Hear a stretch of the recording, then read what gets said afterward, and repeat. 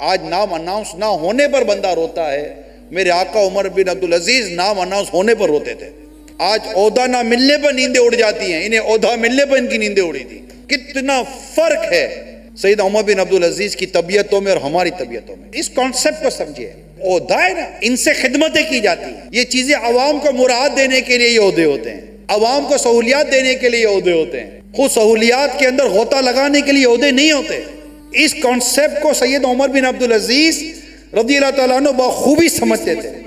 حضرت عمر بن عبدالعزیز رضی اللہ تعالیٰ عنہ کی زوجہ کا بیان ہے کہ جب آپ خلافت پر فائز ہوئے تو گھر آ کر رونے لگے، یہاں تک کہ آپ کی داڑھی مبارک آنسو سے تر ہو گئی. میں نے عرض کیا امیر المومنین آپ کیوں روتے ہیں؟ جب ذمہ داری اور عہدہ ملتا ہے نا تو بندہ روتا ہے، اچھلتا کودتا نہیں ہے، تماشے نہیں کرتا، بھانگڑے نہیں ڈالتا، خوف خدا سے روتا ہے وہ.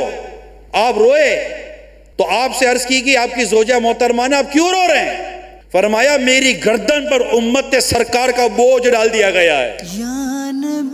جب میں بھوکے فقیروں، مریضوں، مظلوم قیدیوں، مسافروں، بوڑھوں، بچوں اور عیال داروں الغرض تمام دنیا کے مصیبت زدوں کی خبر گیری کے متعلق غور کرتا ہوں تو ڈرتا ہوں کہ کہیں ان کے متعلق اللہ تعالیٰ مجھ سے باز پرس نہ فرمائے اور مجھ سے جواب نہ بن پڑے.